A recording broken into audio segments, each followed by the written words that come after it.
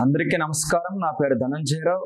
మనం ఆంధ్రప్రదేశ్ రాష్ట్ర ప్రభుత్వ పథకాలు అనే ఒక ప్రోగ్రాంలో భాగంగా ఇప్పటికే 2 కంప్లీట్ చేసాం. సో అందులో ఒకటి మనకి సింపుల్గా చెప్పాలంటే సంపూర్ణ వైఎస్ఆర్ సంపూర్ణ పథకం అనమాట. అది ఒకటి వస్తుంది. అలాగే సంపూర్ణ ఆరోగ్య పథకం. రెండోది వచ్చేసరికి మనకి ఏమనంటే సింపుల్గా ఆరోగ్యశ్రీ కూడా కంప్లీట్ చేసాం. ఇప్పుడు మూడవది పథకం కాదు కానీ వెల్ఫేర్లోకి వెళ్దాం అనమాట. ఎందుకంటే మనం ఒక పథకంగా మాట్లాడే బదులు ఓవరాల్ వెల్ఫేర్గా మాట్లాడితే మూడవ కంటెంట్ అయిపోతుంది. ఏంటి ఈ మూడవ కంటెంట్? సరిగ్గా చూద్దాం. మనం మూడవ కంటెంట్ వచ్చేసరికి మనందరికీ వెల్ఫేర్ సంక్షేమం ఐడియా ఉండే ఉంటుంది. సంక్షేమంలో మహిళా సంక్షేమం అని చెప్పేసి ఉమెన్ వెల్ఫేర్ అని చెప్పేసి రాష్ట్ర ప్రభుత్వము స్పెషల్గా ఉమెన్ కోసం కొన్ని కార్యక్రమాలు అమలు చేస్తూ ఉంటుంది. ఉమెన్ డెవలప్మెంట్ కోసం, ఉమెన్ ఎంపవర్మెంట్ కోసం అని చెప్పేసి. అలాగే నెక్స్ట్ వన్ కూడా ముఖ్యంగా పిల్లల సంక్షేమం కోసం కూడా వాళ్ళకి ఆరోగ్యం కోసం, ఆహారం కోసం, హెల్త్ కోసం ఆ టైప్ ఆఫ్, అలాగే ఎడ్యుకేషన్ కోసం కొన్ని కార్యక్రమాలు రన్ చేస్తుంటది. అది కాస్త చైల్డ్ వెల్ఫేర్ అని పిలుస్తాం. ఆ తర్వాత మనకి బీసీ వెల్ఫేర్ అని చెప్పేసి, అలాగే ఎస్సీ వెల్ఫేర్ అని, ఎస్టీ వెల్ఫేర్ అని, మైనారిటీ వెల్ఫేర్ అని చెప్పేసి ఇలా రకరకాలుగా వెల్ఫేర్స్ ఉంటాయి. ఇప్పుడు మనము మూడవ ప్రోగ్రామ్ కింద మూడవ కంటెంట్ లో భాగంగా ఎస్టీ వెల్ఫేర్ గురించి డిస్కస్ చేద్దాం. Scheduled tribes welfare. ఇది మనకి ఎకానమీ పేపర్ లో ఉపయోగపడుతుంది. అది కాకుండా నెక్స్ట్ వన్ మనకి ఇండియన్ సొసైటీలో కూడా 3rd సెక్షన్ లో ఉపయోగపడుతుంది. అలాగే ఇండియన్ ఏఎఫ్లో కూడా ట్రైబ్స్ దగ్గర ఉపయోగపడుతుంది. కాబట్టి ఇక మొదలు పెడదాం మనము. సో ఆంధ్రప్రదేశ్ రాష్ట్రంలో షెడ్యూల్డ్ ట్రైబ్స్ వెల్ఫేర్ సంక్షేమం గురించి మాట్లాడుతున్నాం. ఫస్ట్ ఆఫ్ ఆల్ ఆంధ్రప్రదేశ్ రాష్ట్రంలో మొత్తం 2011 సెన్సస్ ప్రకారము రాష్ట్రం మొత్తం మీద 27.39 లక్షలు జనాభా ఎస్టీ షెడ్యూల్ ట్రైబ్స్ జనాభా కలరు. 27.39 లక్షలు షెడ్యూల్ ట్రైబ్స్ జనాభా కలరు.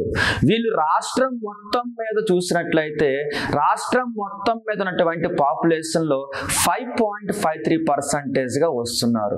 సో 27.39 లక్షల షెడ్యూల్ ట్రైబ్స్ జనాభా అనేది రాష్ట్రం మొత్తం మీద ఉన్న పాపులేషన్ లో 5.53% గా వస్తుంది. ఆ తర్వాత ముఖ్యంగా రాష్ట్రంలో 5318 గిరిజన గ్రామాలు అనేవి ముఖ్యంగా శ్రీకాకుళం జిల్లా, విజయనగరం జిల్లా, ఇవన్నీ పాత 11 సెన్సస్. ఇది 5318 గిరిజన గ్రామాలు అనేవి శ్రీకాకుళం జిల్లా, విజయనగరం జిల్లా, విశాఖపట్నం జిల్లా, తూర్పు గోదావరి జిల్లా, పశ్చిమ గోదావరి జిల్లా. అంటే గిరిజనులు ఎక్కువగా ఉండే 5318 గ్రామాలు అనేవి మొత్తం రాష్ట్రంలో ముఖ్యంగా 5 జిల్లాల్లో కనిపిస్తున్నాయి. అది శ్రీకాకుళం జిల్లా, అలాగే విజయనగరం జిల్లా, విశాఖపట్నం జిల్లా, తర్వాత తూర్పు గోదావరి జిల్లా, తర్వాత పశ్చిమ గోదావరి జిల్లా. ఇలా మనకి పాపులేషన్ అయిపోయింది. ముఖ్యంగా ఏ గ్రామాల్లో అంటే ఏ జిల్లాల్లో ఎక్కువ గ్రామాల్లో అవరని చెప్పి మనకు అర్థమవుతుంది.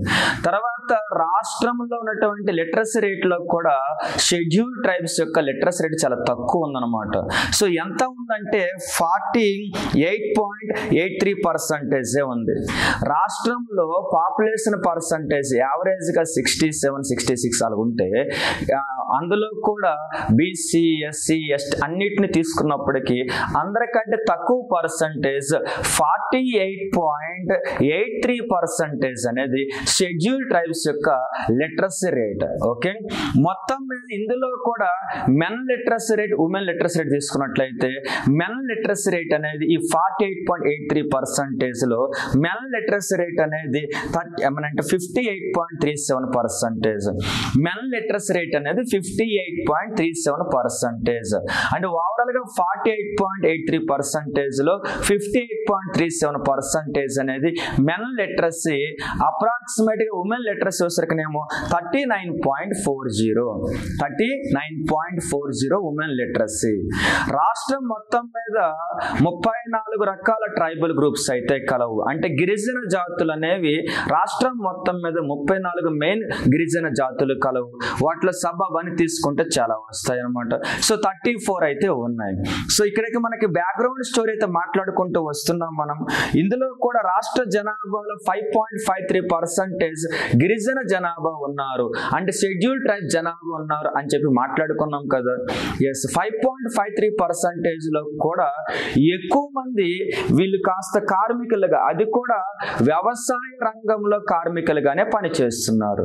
సో షెడ్యూల్ ట్రైబ్స్ లో మొత్తం ఉన్న వాళ్ళకి ప్రధాన ఉపాధి అనేది కార్మికులుగానే అందుబాటులో ఉంది. వాళ్ళకి ఉపాధి అనేది ఎంత పర్సంటేజ్ అంటే 55.38% జనాభా అనేవారు ముఖ్యంగా కార్మికులుగానే జీవిస్తున్నారు. ఈ కార్మికులలో కూడా ఎక్కువ మంది వ్యవసాయ కార్మికులుగానే జీవిస్తున్నారు. ఎంత పర్సంటేజ్ వ్యవసాయ కార్మికులుగా జీవిస్తున్నారు? ఈ 55.37% ఎలాగ కార్మికులు అనుకున్నాం కదా, అందులో ఎంత పర్సంటేజ్ అంటే 59.76% అనేది వ్యవసాయ కార్మికులుగా జీవిస్తున్నారు. అంటే ఎక్కువ మంది గిరిజనులలో, షెడ్యూల్ ట్రైబ్స్ లో వ్యవసాయ కార్మికులుగానే జీవిస్తున్నారు అని మనకు అర్థమవుతుంది. ఇప్పుడు ఇదంతా కూడా బ్యాక్గ్రౌండ్ స్టోరీ అన్నమాట. వెల్ఫేర్ లోకి వచ్చే ముందు ఆల్రెడీ మన క్లారిటీ తెలుసుకోవచ్చు అంటే, ఒక్కొక్క రంగంలో షెడ్యూల్ ట్రైబ్స్ అభివృద్ధి కోసం అని చెప్పేసి రాష్ట్ర ప్రభుత్వము కేంద్ర ప్రభుత్వ సహకారంతో ఏ విధంగా కృషి చేస్తుందో వాటినే మనం వెల్ఫేర్, సంక్షేమం అని చెబుతాం. మరలాంటప్పుడు ఫస్ట్ ఎడ్యుకేషన్ పరంగా చూద్దాం. రాష్ట్ర ప్రభుత్వం కేంద్ర ప్రభుత్వ సహాయంతో ముఖ్యంగా షెడ్యూల్ ట్రైబ్స్ సంబంధించి కేంద్ర ప్రభుత్వం అనేది ఎక్కువగా సపోర్ట్ చేస్తుంటది రాష్ట్ర ప్రభుత్వాలకి. కాబట్టి షెడ్యూల్ ట్రైబ్స్ డెవలప్మెంట్ కోసమని కేంద్ర ప్రభుత్వ సహాయంతో రాష్ట్ర ప్రభుత్వం విద్య కోసం కొన్ని స్కూళ్ళు, కొన్ని కాలేజెస్, కొన్ని హాస్టల్స్ రన్ చేస్తుంది. అందులో ఫస్ట్ తెలుసుకోవాల్సిన ఆశ్రమ హాస్పిటల్, ఆశ్రమ పాఠశాల అన్నమాట. రాష్ట్రంలో ఉన్నటువంటి అంటే అది సింపుల్ గా చెప్పండి, ఆశ్రమ పాఠశాల సంఖ్య ఎంత అంటే 378. సో గిరిజనుల విద్య కోసమని రాష్ట్రంలో స్పెషల్ గా ఆశ్రమ పాఠశాలలు కేంద్ర సహాయంతో రాష్ట్ర ప్రభుత్వం ఏర్పాటు చేసింది ఇప్పటికే. అవి 378 ఉన్నాయి అంటున్నాం. సో ఆశ్రమ పాఠశాల అయిపోయినాయి, తర్వాత 378 ఆశ్రమ పాఠశాల అయిపోయినాయి కాబట్టి హాస్టల్స్ స్పెషల్ గా గిరిజన విద్యార్థుల కోసం మాత్రమే 17 హాస్టల్స్ ఏర్పాటు చేసింది రాష్ట్ర ప్రభుత్వం కేంద్ర ప్రభుత్వ సహాయంతో. 17 హాస్టల్స్ ఉన్నాయి, 378 ఆశ్రమ పాఠశాలలు ఉన్నాయి. ఇవి కాకుండా నెక్స్ట్ వన్ రాష్ట్ర ప్రభుత్వం అనేది పోస్ట్ మెట్రిక్ హాస్టల్స్ అని చెప్పేసి మెట్రిక్ తర్వాత చదివినటువంటి విద్యార్థుల కోసం ఏర్పాటు చేసింది. అవి 162 ఉన్నాయి పోస్ట్ మెట్రిక్ హాస్టల్స్ అనేవి. సో 378 ఆశ్రమ పాఠశాలలు ఉన్నాయి, అలాగే 17 ఏమో హాస్టల్స్ ఉన్నాయి. పోస్ట్ మెట్రిక్ హాస్టల్స్ ఏమో 162 ఉన్నాయి. ఇక 1953 వచ్చేసరికనేమో ప్రాథమిక పాఠశాలలు అయితే ప్రైమరీ లెవెల్ అందుబాటులో ఉన్నాయి రాష్ట్రంలో గిరిజనుల కోసం అని.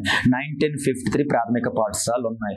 ఇలా ఓవరాల్ గా ఆశ్రమ పాఠశాలలో కానీ, అలాగే హాస్టల్స్ లో కానీ, పోస్ట్ మెట్రిక్ హాస్టల్స్ లో కానీ, అలాగే ఫైనల్ గా వచ్చేసరికనేమో ప్రాథమిక పాఠశాలలో కొన్ని అన్ని రకాలుగా తీసుకున్నట్లయితే రాష్ట్రం మొత్తం మీద ఉన్నటువంటి విద్యార్థుల్లో ముఖ్యంగా 1,44,268 మంది, 1,44,268 మెంబర్స్ అనేవారు ముఖ్యంగా గిరిజన విద్యార్థులు లబ్ధి పొందుతున్నారు, గిరిజన విద్యార్థులు ఎన్రోల్ చేసుకున్నారు.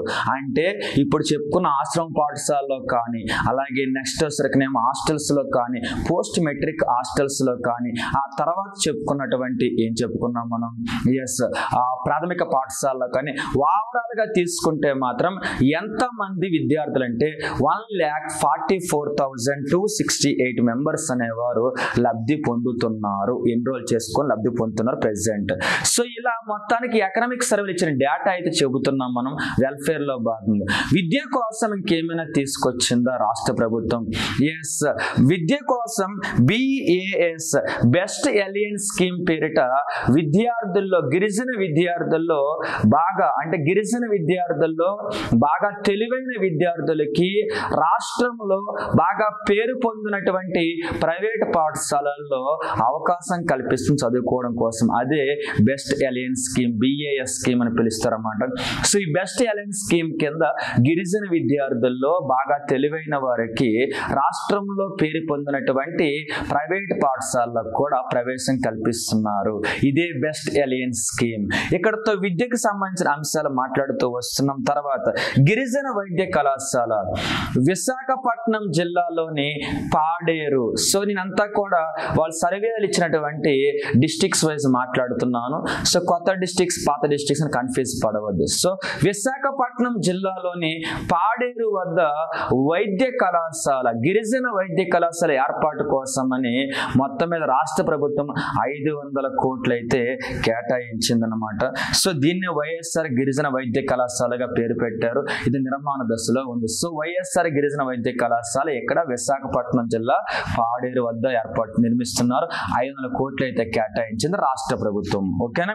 అది కాకుండా రాష్ట్ర ప్రభుత్వము ముఖ్యంగా రాష్ట్రంలో 5 మల్టీ స్పెషాలిటీ హాస్పిటల్స్ గిరిజనులు ఎక్కువగా ఉండే ప్రాంతాల్లో నిర్మాణం చేపడుతుంది. 5 మల్టీ స్పెషాలిటీ హాస్పిటల్ ఏ జిల్లాలో ఎక్కడ నిర్మాణం చేపడుతుందో మాట్లాడుకుందాం. ఫస్ట్ వన్ శ్రీకాకుళం జిల్లాలో సీతంపేట వద్ద ఒక గిరిజన మల్టీ స్పెషాలిటీ. సింపుల్ గా చెప్పాలంటే ఆ ప్రాంతంలో ఎక్కువ గిరిజనులు ఉన్నారనమాట. సో వాళ్ళ కోసమని మేజర్ గా మల్టీ స్పెషాలిటీ హాస్పిటల్స్ 5 నిర్మాణం చేయాలని చెప్పేసి రాష్ట్ర ప్రభుత్వం భావించింది. ఆ multi speciality hospital first one Srikakulam జిల్లాలోని సీతంపేట వద్ద కలదు. ఫస్ట్ వన్ ఇక నిర్మిస్తున్నారు. సెకండ్ వన్ వచ్చేసరికినేమో విజయనగరం జిల్లా పార్వతీపురం వద్ద కలదు. ఫస్ట్ వన్ శ్రీకాకుళం జిల్లా సీతంపేట వద్ద అయితే సెకండ్ వన్ విజయనగరం జిల్లా పార్వతీపురం వద్ద నిర్మాణ దశలో ఉందన్నమాట. రెండవది అయిపోయినాయి. మూడవది తూర్పు గోదావరి జిల్లా రంపచోడవరం. సో శ్రీకాకుళం జిల్లాలో సీతంపేట అన్నారు, విజయనగరం జిల్లాలో పార్వతీపురం అన్నారు, తూర్పు గోదావరి జిల్లాలో రంపచోడవరం అంటున్నారు. ఇలా మొత్తం 5 ఈ యొక్క మల్టీ స్పెషాలిటీ హాస్పిటల్లో 3 అయిపోయినాయి. 4వది వచ్చేసరికినేమో పశ్చిమ గోదావరి జిల్లా బొట్టాయగూడెం. సో పశ్చిమ గోదావరి జిల్లాలోని బొట్టాయగూడెం వద్ద మరొక మల్టీ స్పెషాలిటీ హాస్పిటల్ నిర్మాణం జరుగుతుంది. ఇక్కడికి 4 అయినాయి. తర్వాత ప్రకాశం జిల్లాలో దోర్నాల వద్ద మరొక గిరిజన మల్టీ స్పెషాలిటీ హాస్పిటల్ నిర్మాణం జరుగుతుంది. ఇలా రాష్ట్రంలో గిరిజనులు ఎక్కువగా ఉండే ప్లేసుల్లో వారి యొక్క వైద్య సదుపాయాల కోసమని రాష్ట్ర ప్రభుత్వం 5 మల్టీ స్పెషాలిటీ హాస్పిటల్ నిర్మాణం చేపడుతుంది. అందులో ఫస్ట్ వన్ శ్రీకాకుళం జిల్లా సీతంపేట, విజయనగరం జిల్లా పార్వతీపురం, తర్వాత తూర్పు గోదావరి జిల్లా రంపచోడవరం, పశ్చిమ గోదావరి జిల్లా బొట్టాయగూడెం, అలాగే ప్రకాశం జిల్లా దోర్నాల వద్ద నిర్మాణం అయితే జరుగుతుంది. సో ఇవి మల్టీ స్పెషాలిటీ వాళ్ళ ఆరోగ్యం కోసమని రాష్ట్ర ప్రభుత్వం చేపడుతున్నటువంటి వెల్ఫేర్ ప్రోగ్రామ్ లో భాగం. తర్వాత వైఎస్ఆర్ సంపూర్ణ ఏమంటారంటే పోషణ ప్లస్. సో వైఎస్ఆర్ సంపూర్ణ పోషణ ప్లస్ గురించి మాట్లాడదాం మనం. వైఎస్ఆర్ సంపూర్ణ పోషణ ప్లస్ గురించి మీకు పథకాల్లో భాగంగా మనం ఆల్రెడీ ఫస్ట్ కంటెంట్ లో చెప్పామండి. సంపూర్ణ పోషణ ప్లస్ అంటే ఏంటని. సో సింపుల్ గా పాలిచ్చే తల్లులకు, గర్భవతులకు, చిన్నపిల్లలకు. సో సింపుల్ గా అంటే మనకి 72 మంత్స్ వరకు, అంటే మొత్తం మీద 6 సంవత్సరాల పాటు, 6వ నెల దాటినప్పటి నుంచి 6 సంవత్సరాల ఎండింగ్ వరకు కూడా రాష్ట్రంలో 7 ITDA ఆధ్వర్యంలో, అంటే మీకు తెలుసు అంటే ITDA అంటే గిరిజన డెవలప్మెంట్ సంబంధించినటువంటి ఏజెన్సీ ప్రాంతాలు. సో 7 ITDA ఆధ్వర్యంలో 77 మండలాల్లో పౌష్టికాహారం అందిస్తున్నారు.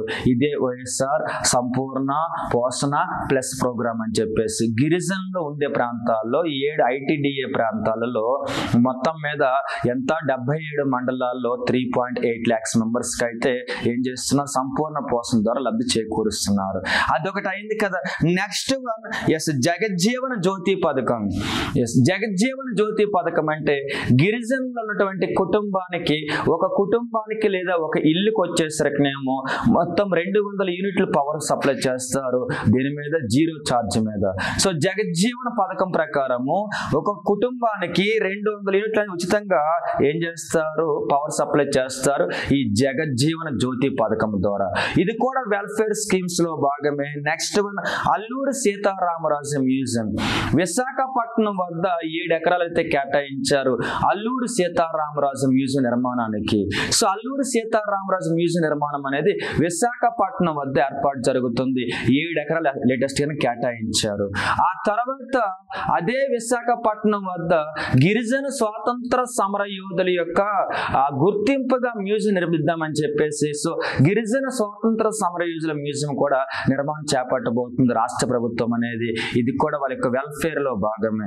నెక్స్ట్ గిరిజన ఉపప్రణాళిక సప్లాన్ అని పిలుస్తాం సింపుల్ గా. సో ఎస్టీ సప్లాన్ అని పిలుస్తాం. దీని ప్రకారము గిరిజనులకు సంబంధించిన అన్ని రకాల కార్యక్రమాలు మ్యాక్సిమం అన్ని డిపార్ట్మెంట్ల ద్వారా అమలు చేస్తారు. మనం మాట్లాడినవన్నీ కూడా ఈ సప్లాన్ కింద అమలు చేస్తూ ఉంటారు. సో మనప్పుడు గిరిజన సప్లాన్ కింద 2021-22లో కేవలం గిరిజనుల అభివృద్ధి కోసమని 6,131 కోట్లని కేటాయించారు. సో 2021-22లో 6,131 కోట్లు కేటాయించారు ఈ యొక్క ఎస్టీ సప్లాన్ కింద అని చెప్పేసి. తర్వాత దీని ద్వారా 40 డిపార్ట్మెంట్ లో అప్రాక్సిమేట్ గా 524 స్కీములు కవర్ చేశారు. దీని ద్వారా యావరేజ్ గా రాష్ట్రంలో సింపుల్ గా చెప్పాలంటే ఆల్మోస్ట్ అన్ని రకాల గిరిజన వర్గాలకు కూడా అందరికి కూడా లబ్ధి చేకూరింది అని చెబుతున్నాను మీతో నేను. సో నెక్స్ట్ మనం మాట్లాడదాం భూ యాజమాన్య హక్కులు. ఎప్పటి నుంచో 1977 నుంచి కూడా భూ యాజమాన్య హక్కులు కల్పిస్తున్నారు. 2005-6 నుంచి కూడా అటవీ హక్కులు కల్పిస్తున్నారు గిరిజనులకి. సో 1977 నుంచి కూడా భూ యాజమాన్య హక్కులు కల్పిస్తున్నారు. అలాగే 2005-6 నుంచి కూడా అటవీ హక్కులు కల్పిస్తున్నారు గిరిజనులకి రాష్ట్రంలో. అయితే మొత్తం మీద రాష్ట్రంలో అప్రాక్సిమేట్ గా 2,74,000 మంది గిరిజనులకు వచ్చేసరికినేమో 6,23,515 ఎకరాలు అనేది డిస్ట్రిబ్యూషన్ చేశారు. అర్థమవుతుంది కదా. ఇదంతా కూడా భూ యాజమాన్య హక్కుల చట్టం 1977 ప్రకారం కల్పిస్తున్నారు అన్నమాట. సో ఓవరాల్ గా అర్థం చేసుకుంటే వీళ్ళందరికీ కూడా అంటే ఇప్పుడు ఎవరైతే మనం చెప్పుకుని 2 లక్షలు చేంజ్ ఉన్నారో వాళ్ళందరికీ కూడా దేనికైనా తీసుకొస్తున్నారు వైఎస్ఆర్ రైతు భరోసా కింద రైతు భరోసా కూడా అందిస్తున్నారు. సో ఇది కూడా వెల్ఫేర్ లో భాగమే. ఇక లాస్ట్ అండ్ ఫైనల్ గా మాట్లాడుకుందాం మనము గిరిజన కోఆపరేటివ్ ఫైనాన్స్ కార్పొరేషన్. గిరిజన కోఆపరేటివ్ ఫైనాన్స్ కార్పొరేషన్ అనేది ముఖ్యంగా ఆర్థిక సహాయం చేస్తుంది గిరిజనుల అభివృద్ధి కోసం అని. అంటే గిరిజనుల యొక్క ఉత్పత్తులు ఉంటాయి కదా వాళ్ళు తయారు చేసేవి కానీ వాళ్ళకి సంబంధించిన ఉత్పత్తులు కానీ అన్నిటిని వాళ్ళ నుంచి కొనుగోలు చేసి అటవీ ఉత్పత్తులు అయినా సరే వాటిని కాస్త అంతర్జాతీయ ఓపెన్ మార్కెట్ లోకి దేశీయ ఓపెన్ మార్కెట్ లో పంపించి అమ్ముతూ ఉంటుంది అనమాట. ఇదే గిరిజన ఏమనుకున్నాం మనం కోఆపరేటివ్ ఫైనాన్స్ కార్పొరేషన్. 2020-21 లో వచ్చరికి అప్రాక్సిమేట్ 3,307 లక్షలు విలువ చేసినటువంటి ఏమంటారు అవుట్పుట్స్ అనేది మార్కెట్ లో తీసుకుని వచ్చింది కొనుగోలు చేసింది.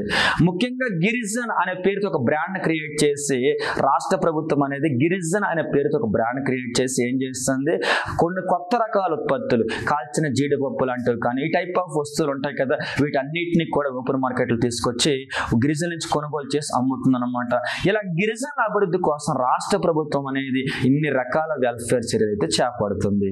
ఓకేనా. ఇక్కడతో మనకి ఏంటి ST welfare in Andhra Pradesh state అనే ప్రోగ్రామ్ అయితే కంప్లీట్ అయిపోయింది. ఓకేనా మరి థ్యాంక్ యూ.